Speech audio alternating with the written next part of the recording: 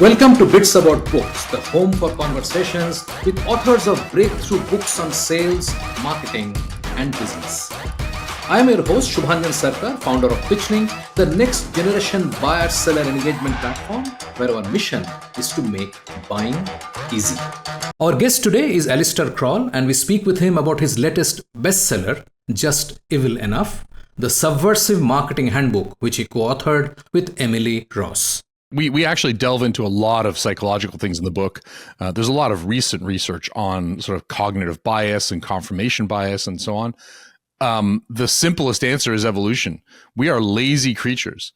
When a baby is born, it will try any food, but shortly afterwards, it focuses on the things that give it high caloric density and are familiar, right? Great. So you figured something out. I mean, it's the equivalent of that for marketing. This is the thing I can control over.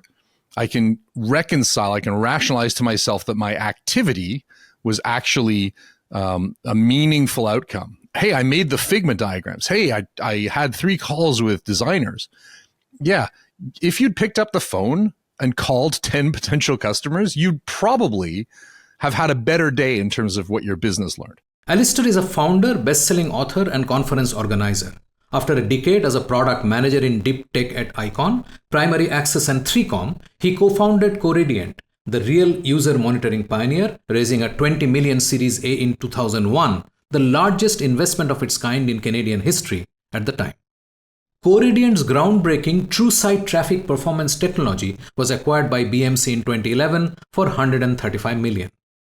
In 2010, Alistair co-founded the Year One Labs Accelerator, an early-stage incubator that turned $350K in investment into $10 million in valuations in 6 months, launching companies like Localmind, acquired by AirBnB, to build their local experiences offering. He also spent 3 years as a visiting executive at Harvard Business School, where he worked with Srikant Datar, now the dean of the school, to create the MBA course Data Science and Critical Thinking, and has been a guest lecturer at McGill and Stanford. Throughout this time, Alistair has been a sought-after public speaker and the founder of several leading technology conferences, including UBM's Enterprise Cloud Summit and Cloud Connect, O'Reilly's Strata and Data Universe.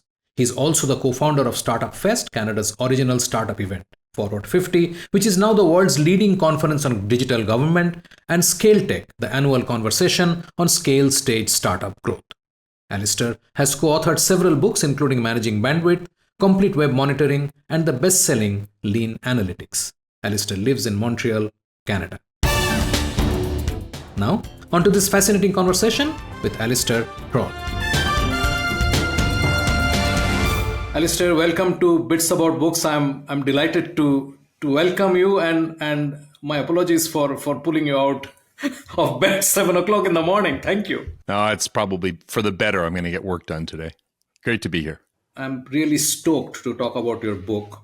But before we talk about your book, I want to know, what is a man who wrote a book on lean analytics writing a book on subversive marketing?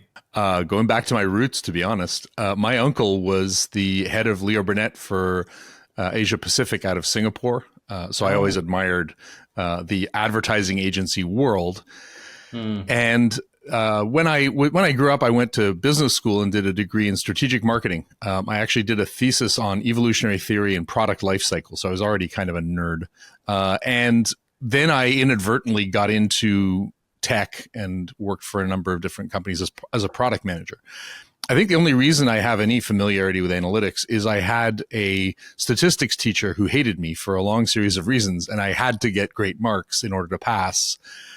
And so I understood sort of data and stuff like that. But lean analytics came about because we ran a startup accelerator in Montreal called Year One Labs.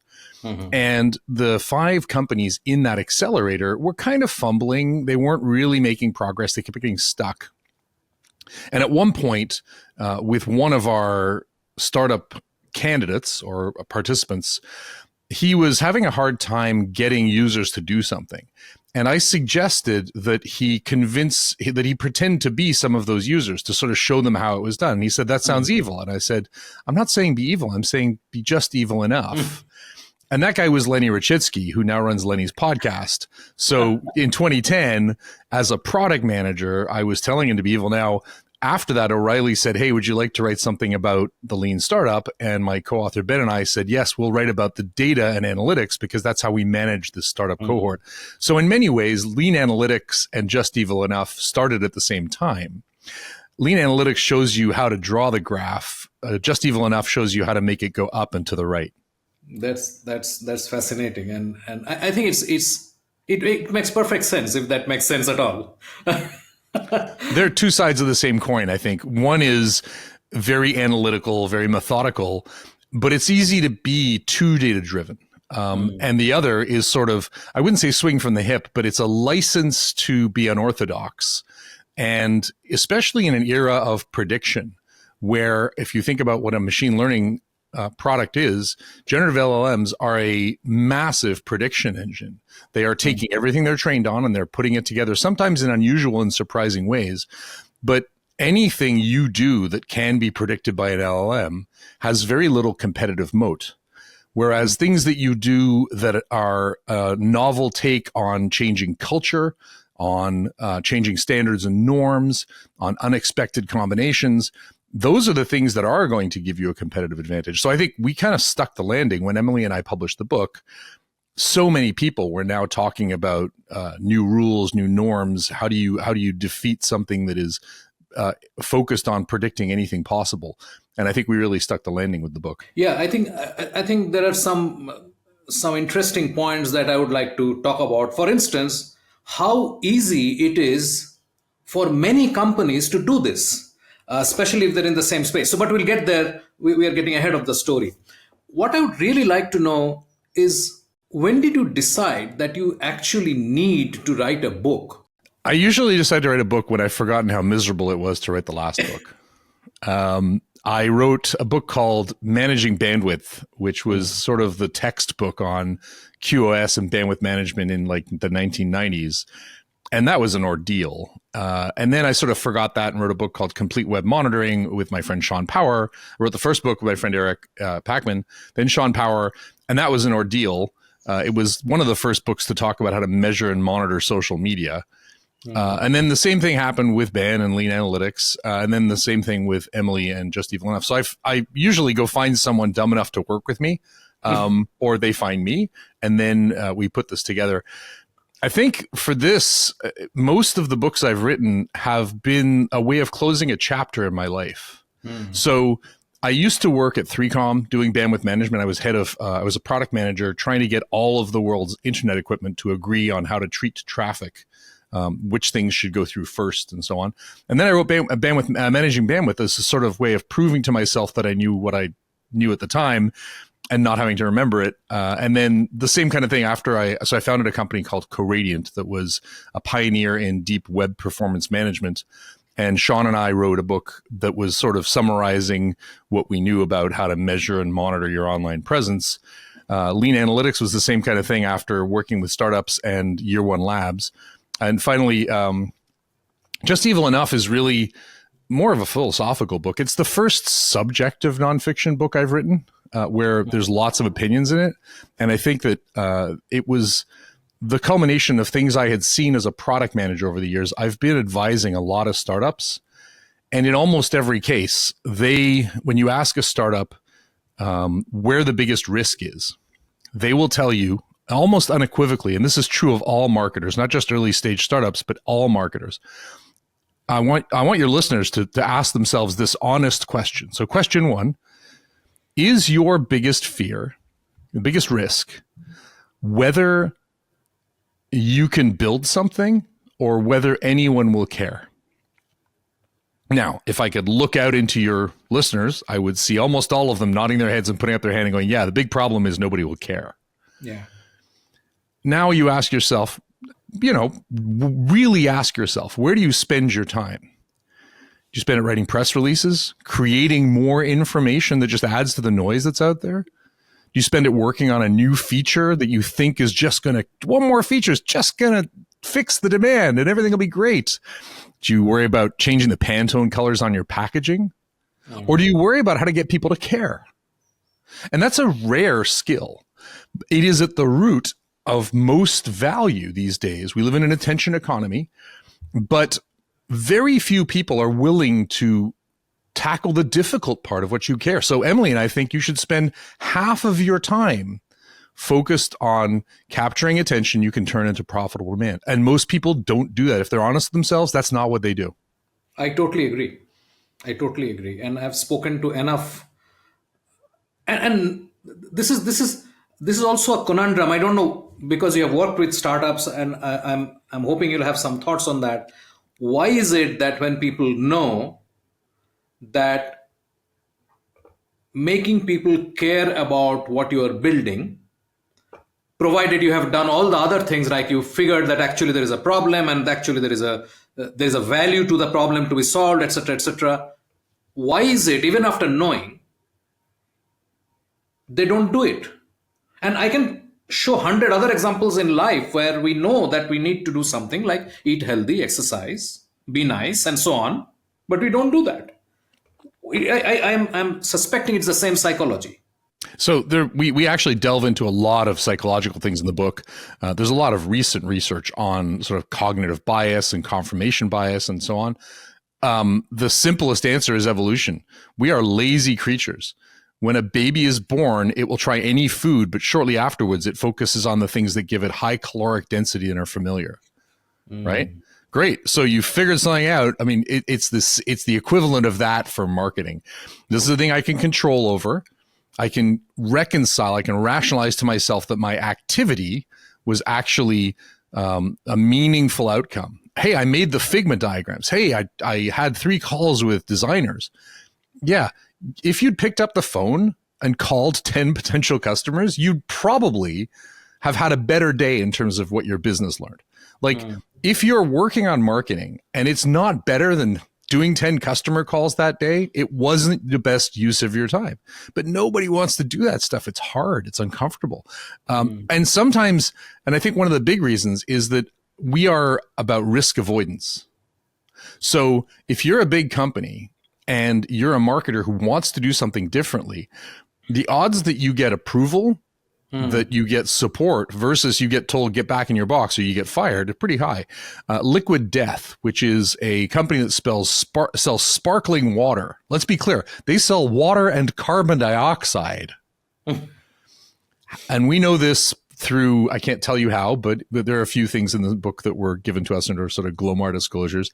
They don't release a campaign unless they get 50% disapproval from test audiences.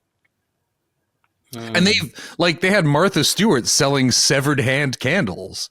You know, they do weird things. They've had, if you go to their website, be careful, don't do it from a work computer. But that's their target customer. And it's allowed them to charge multiple times what bubbling water is worth. But it took somebody who was willing to do that. And most corporations are not willing to do that. Part of that is because many corporations try to please everybody. If you're a big multinational, like a bank or, you know, IBM style company, you have to be so careful because you're going to offend someone in some geography or someone with some background or some different ability or life challenge. You're going to offend somebody. I think one of the things that's happening right now is we're seeing the world go from unicorns to a million tiny horses. We're seeing, instead of one big startup, we're seeing many more niche startups that are targeting things more. Instead of one big brand, we're seeing somebody who gets a very narrow target segment. And as a result, can do things within that target segment because psychographically, the people in that target market are similar that other people can't do when they're targeting, you know, if you have a big market that's homogeneous and multinational, your marketing is probably going to be bland and that's going to kill you. That is the vulnerability that smaller, more focused brands bring the attack when they go after market share. Right. I'll come back. I want to talk about the dollar shaving club at some point. Sure. And I'm sure you looked at them when you were writing the book. So let's go back to the writing of the book. So you had these thoughts and you were seeing a pattern. And this is around 2012 that you sort of started, I'm imagining, making notes How did it go between then and your meeting Emily in 2017? Well, I mean, they were just that notes. I'd given some talks on being evil, mostly with pictures of Dr. Evil on them. It turns out that Emily had been having very similar thoughts. She was the founder of an ad agency, marketing agency for high-tech companies out of Ireland called Inkvine. And so she'd been working on ways to capture attention and turn it into demand. But she also had a very different set of perspectives as a European woman as opposed to a North American man. So it was very complementary in that regard. We both had different lists of things to talk about and very useful topics to discuss.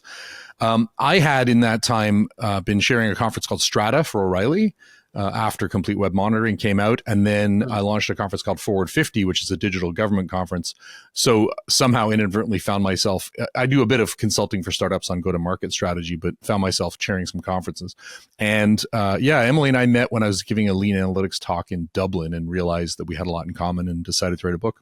So at this point, so we have now moved to 2017.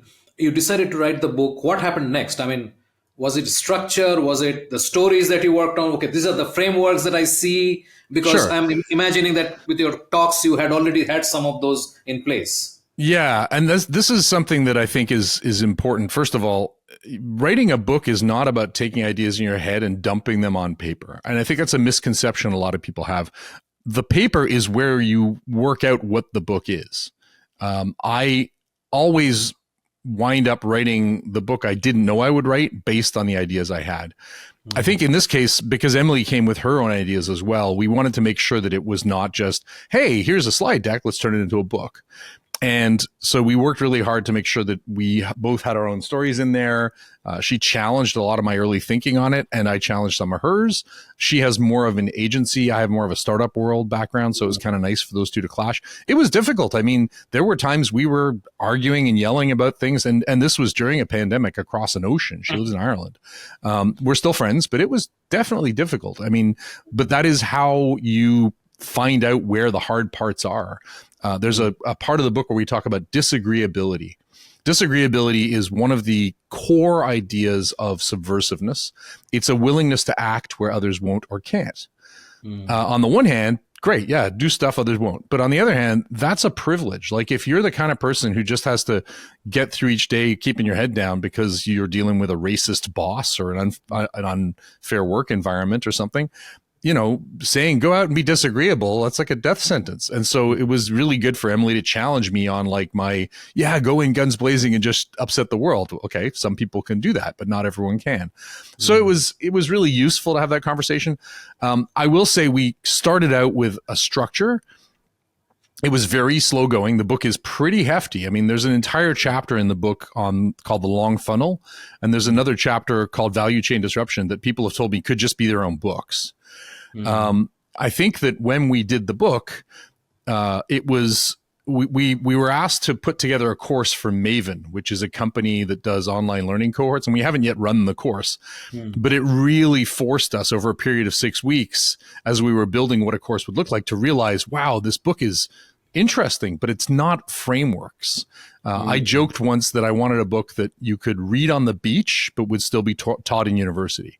And amazingly, about 7 weeks ago, I was teaching the book at Stanford Business School, and a friend of mine, Natalie, took a picture of herself reading it on a beach, and I was like, achievement unlocked. The effort of writing, of trying to figure out what the course was, forced us to go back and basically restart. I mean, we had a lot of content, and so we restructured it. But at the end result is, I think, something where you're not just buying a bunch of ideas, you're buying us thinking about how best to organize and understand those ideas for a decade. You did mention in your introduction that you shared with me that you had the opportunity to share the book before it was published with about 1,300 readers because you are doing this online. Right. Who are these people and how did you find them? How did they find you? And what really happened there? Sure. So the publishing industry is broken and toxic. Yeah. There is no other industry that tries so hard to sever a creator from their audience. If I publish a book, I sell it on Amazon. As an ebook or audiobook, someone like Amazon or one of the other platforms keeps 70% of my money for a digital artifact that costs them almost nothing to distribute, simply because they're a copy protection system. If I were to put a Mobi file out there, a PDF out there, people would just copy it. So there's very little way to monetize a digital artifact without paying a ransom to a platform that keeps your stuff captive. At the same time, if I want to sell a physical book, like a physical artifact, that's expensive. Our cost of goods on the book is $11 a book, which is astronomically high. It's a beautiful, hardbound, cloth-covered book. It's just, we wanted to make a really good artifact, but we literally lose money every book we sell on Amazon. There's a way around this, which is you can do direct sales. You can sell your book to customers directly. Most of the time that's seen as self-publishing, and there's a stigma on that because you don't have a copy editor, a fact checker, an indexer, someone to do design and layout. We have all those things. We have a publisher, right? We just negotiated with the publisher that we would pay some of their costs, which normally they would recoup on royalties, in order to retain the intellectual property of the book. This allowed us to sell the book directly. So of our first print run, about half the print run went into the publishing system as a whole, and half of it came to Emily and I. And so you can buy the book on Amazon. You can buy it as an ebook. You can buy it as an audiobook. I recorded it. But you can also buy it directly from us. Now, why would someone do that? Why would someone go to justevilenough.com and buy a book? And it's a Shopify store. It gets fulfilled from warehouses in Amsterdam and in Texas, right? But it's probably going to cost a little more because you already have Amazon Prime. So Amazon Prime is why people just buy directly, right? Why on earth would you do that? We needed to give people a reason to buy direct from us. So part of this experiment was we gave people who bought the book access to a whole bunch of other resources. This includes a Signal channel. It includes PDFs of different workbooks that allow them to go through the frameworks in the book. It includes recorded videos of us explaining some of the core concepts. They even got invites to parties. Like we had book launch events that people got invited to, and it was great. We got, I think about 1,500 people total have bought the book that way so far. You can still buy some. Yeah. It sucks because we don't get credit for any of those sales because they didn't happen through the publishing industry, which is another way the publishing industry locks people in. But it was an experiment in control and access to communities, because now we have 1,500 people to whom we can send messages and invite stuff. And I just finished building a new workbook that I'm going to send to them and say, hey, here's a new thing you didn't know you were getting. Those people all bought a ticket to something. And so I think the future of publishing is the book as the artifact, the physical artifact, as a ticket, a means of access, because it is unique and so on. Right. That's fascinating.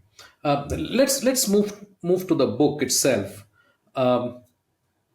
You start by talking about there's a need for a new mindset. I mean, we need to start rethinking about what marketing is and what's the purpose of marketing and what's really working. I mean, purpose of marketing is not doing motions. Purpose of marketing is to get your stuff in the hands of people who you think need it, and so on.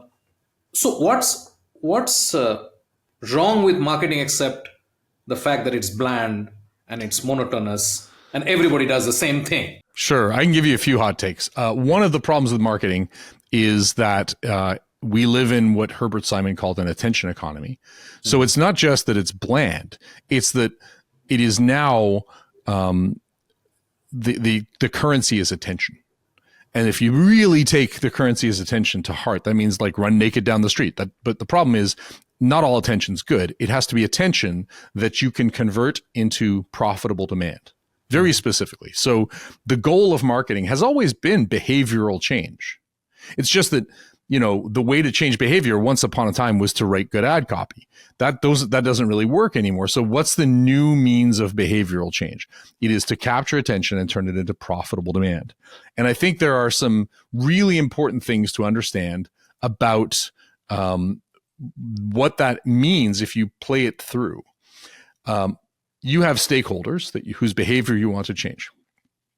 The definition of a target market, if you ask most marketers, is people who have the same demographic characteristics or people who buy the same product. We think it is a group of people whose attention can be captured and whose behavior can be changed using the same tactics. That's a very different take on marketing.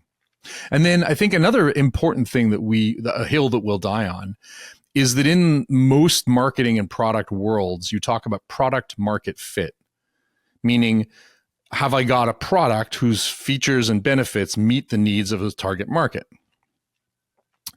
That's pretty myopic, because in the modern world, you can have two companies with identical products sold to the same market, and one of them wins and the other one fails. And the reason is because one of them had medium fit. So in the early days of marketing, the medium, the means by which you communicated with customers, was basically like an afterthought. Oh yeah, we'll do an ad campaign. What are we using? I don't know, mail, newspapers, radio, bus stops, whatever. But there was nothing to that, right? In fact, if you look at the old marketing textbooks, we talked about product, place, price, and promotion. Where's the channel? Well, it's sort of hidden in place, and that was just there because it made like, it began with the letter P, so we'll call it that. Mm. In the modern world, the medium is how you find the product. It's how you test the product. It's how you buy the product. It's how you share the product with others. It's how you receive delivery of the product. It's how you support the product. Like, the medium is central, especially for digital goods, but what isn't digital these days? The medium is central to your ability to connect with your market and sell them things and deliver them. And so anybody who looks at product and market without thinking about medium as an equal partner to those is myopic. So I'd say those are the big things, right? Like redefining what a target customer is, thinking about product market medium fit, and recognizing that we're in an attention economy. So the real challenge, the real risk is, can you create attention you can turn into profitable demand?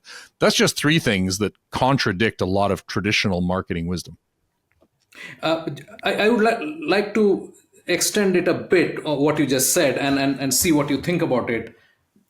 Just like medium was somewhere hidden inside market, just like channels was hidden somewhere. Yep. I also think that it's possibly time to redefine market, and rather change market to consumers or your end customer, because market is a too non-personal image, right? It doesn't really talk about who your consumer is. So product, medium, consumer, possible. I'm just. Yeah, no, we actually call them stakeholders for that reason, because a stakeholder may be a regulator. It may be a partner, a competitor, a prospect. It's someone whose attention you need to capture and whose behavior you need to change. Yeah. And so you may have, as an organization, many funnels at once, which is why we have this sort of long funnel model for developing the ways in which each of those stakeholders' behaviors has changed. Right, absolutely. So again, we do want to go into the value chain disruption and the long funnel bit. Sure. But before we get there, tell us a bit about what is subversive marketing, who is practicing it, and how can multiple companies in the same space actually practice it? Or is it the thought that actually most people will not have the mental makeup to do that, so it will be possibly one or two who will do it? So there's definitely a strong first mover advantage. If you're the first to find an unexpected way to get the market to behave, we call those 0-day marketing exploits. Just like a security 0-day is about someone finding a vulnerability before it's patched. If you can find a vulnerability in your market's attention, and I know that sounds awful. The book's actually not about being evil. It's in many ways about understanding how this works. I think that the subversive mindset comes from a deep understanding of the system you're in. So we're all part of systems, right? We are part of systems of language and culture and systems of economic distribution, political systems. There are systems all around us. And once you understand how a system works, you can start to change how it behaves.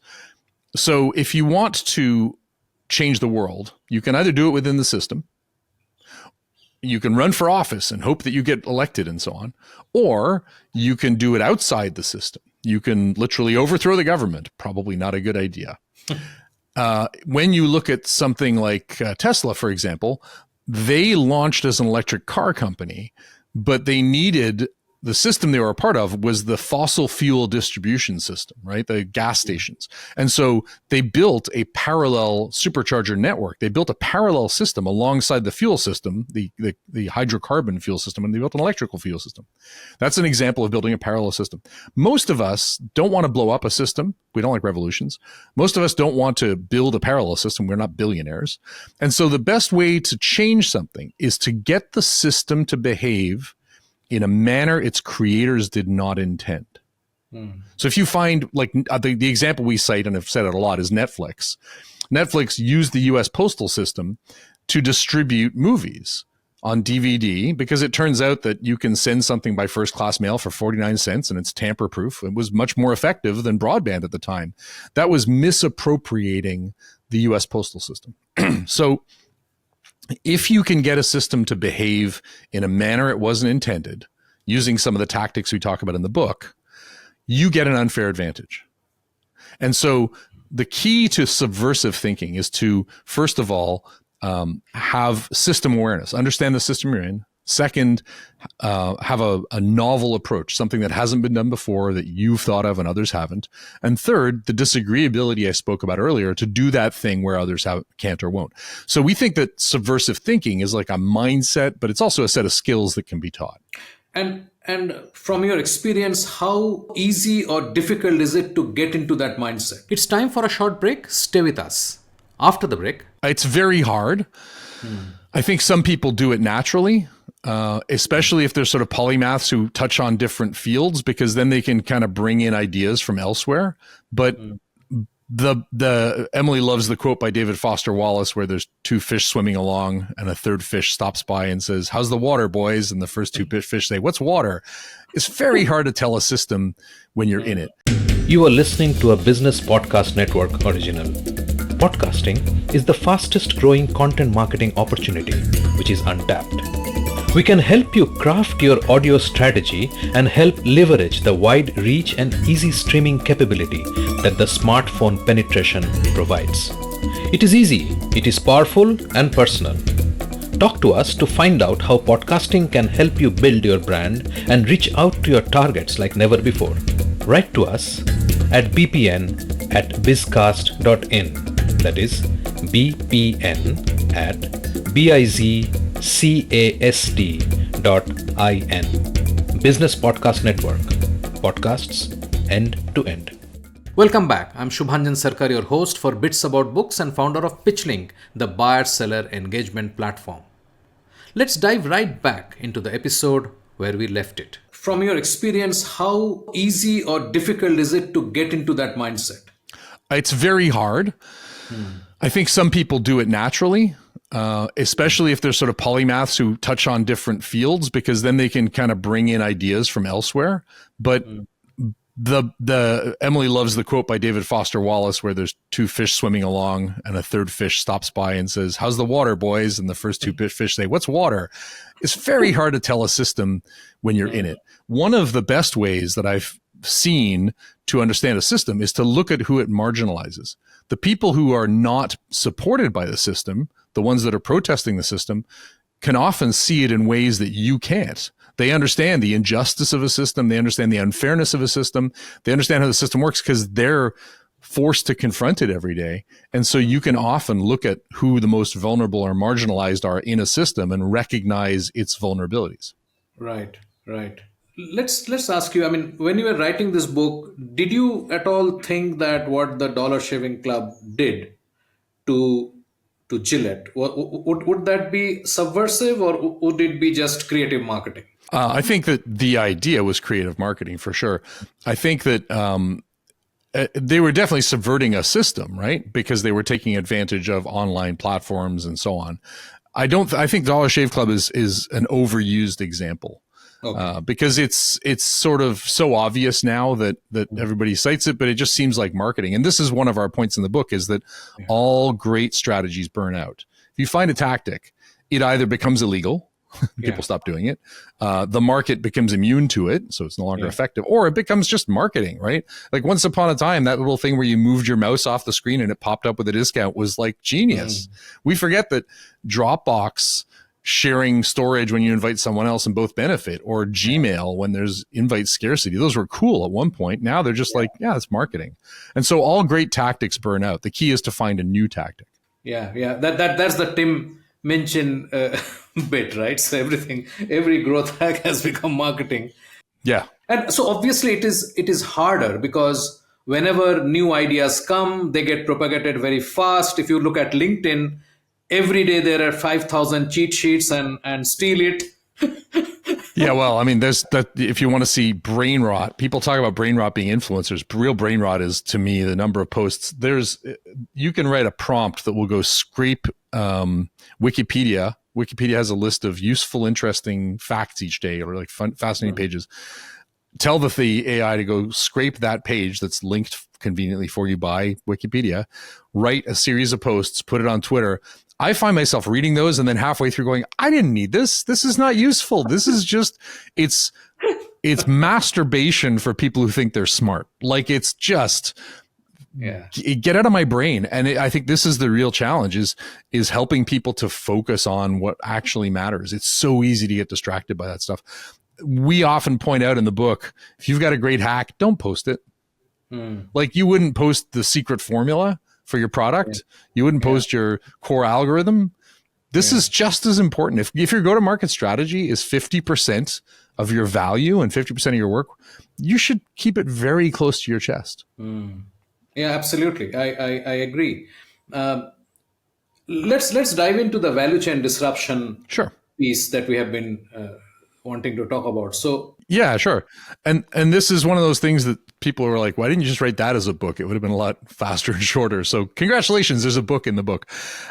Michael Porter, who is sort of the most respected voice in product strategy and business strategy, has something he calls value chain analysis. So the value chain is every step that an organization takes to increase the value of its inputs so that people will pay more for them as outputs.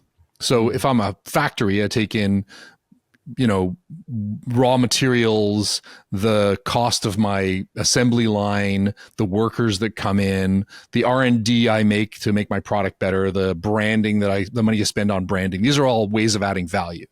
And so if I bring something in for $100 in resources and I spit it out for $1,000 in what the customer will pay, I've added $900. That's called the value chain. Michael Porter says that there are two main ways to compete. One is by reducing the cost of a step in the value chain, so automation, efficiency, whatever, which is like an Amazon or Costco strategy.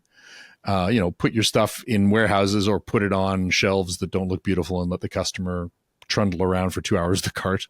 And the other way is differentiation. Make your stuff special like Coca-Cola, make it different somehow and better. And those two ways are how you improve a business. So you draw out the blocks of the value chain, the steps of the value chain. And then each value chain, you kind of open up that box and you look inside and you either reduce its costs or you differentiate and improve it somehow. Those are great steps and everybody should do them. But we think that the way you upset an industry, the way you disrupt how the customer perceives value, is by moving the boxes around rather than opening them up and editing what's inside. So what do we mean by moving them around? You can merge two steps. You can split a step into two. You can reorder the steps, or you can reassign who's responsible for the steps. Those are out of the box, quite literally out of the box thinking. I'll give you an example. IKEA said, what if the customer assembles the furniture? Completely changed the furniture industry, right? They reassigned the assembly step.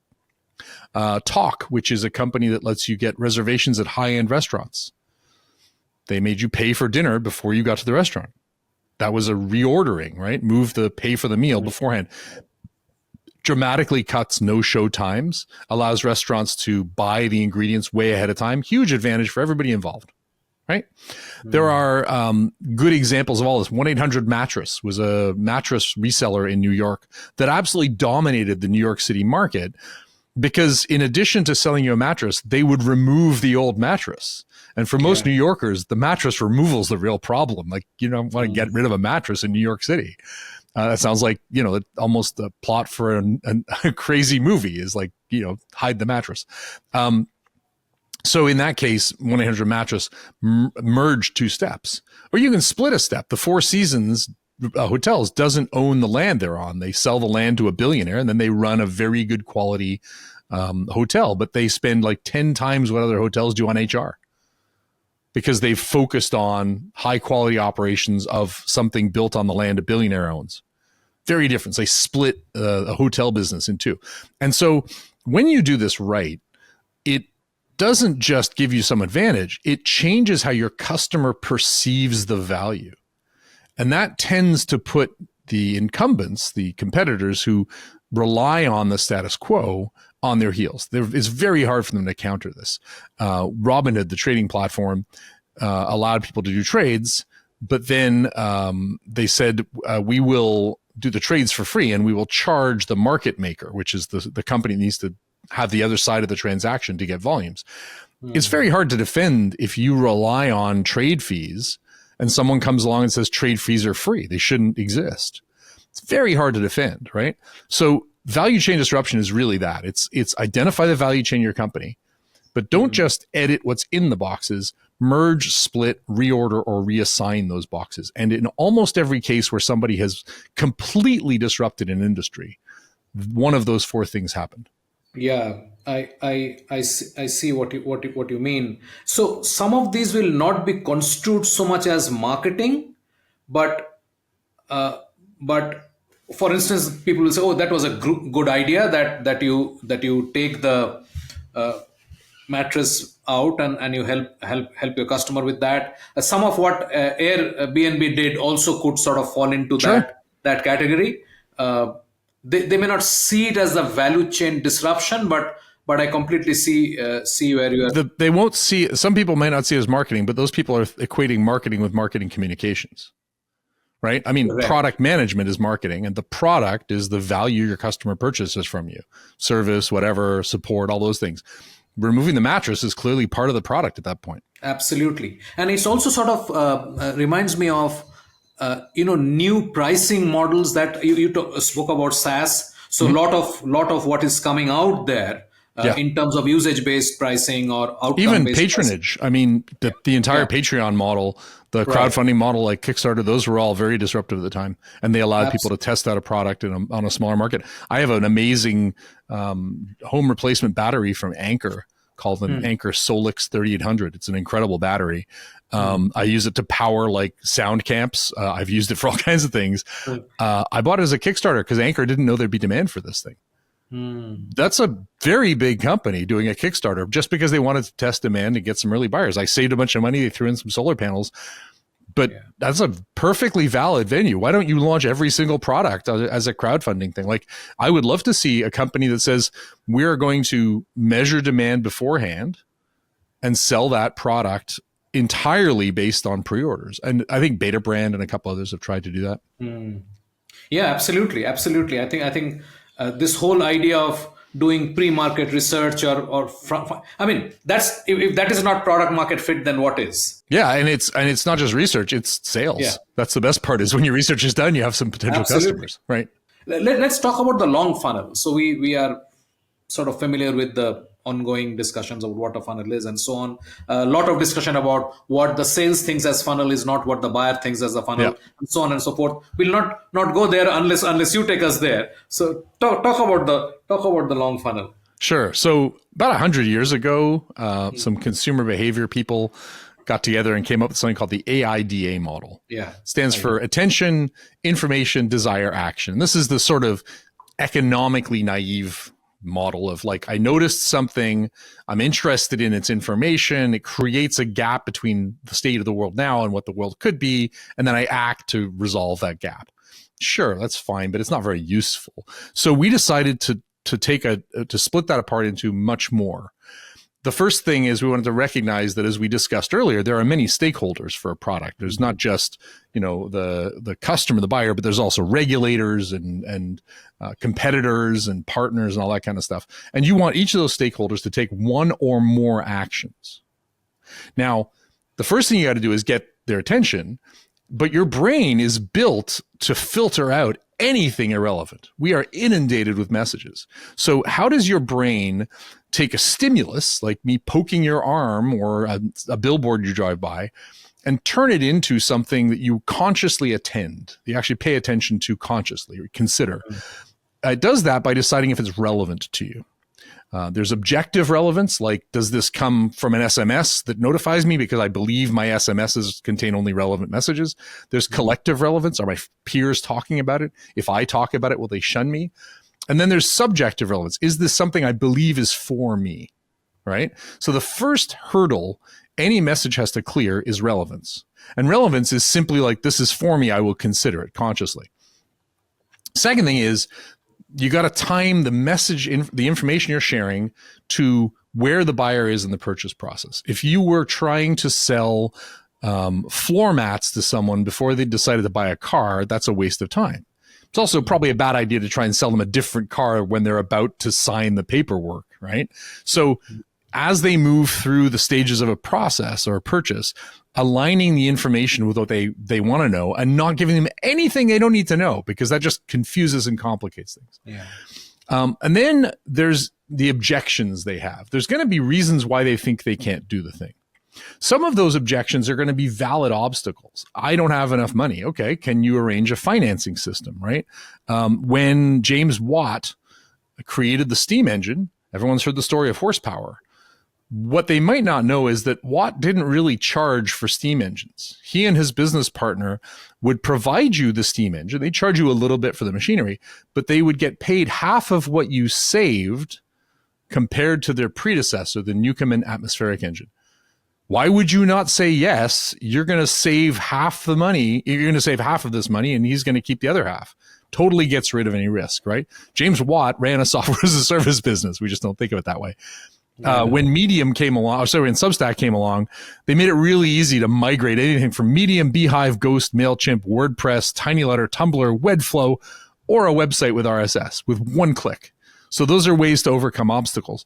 But the other kind of objection is what we call a fluency objection. And this is where a person doesn't believe that they are able to complete the task because of how they see themselves.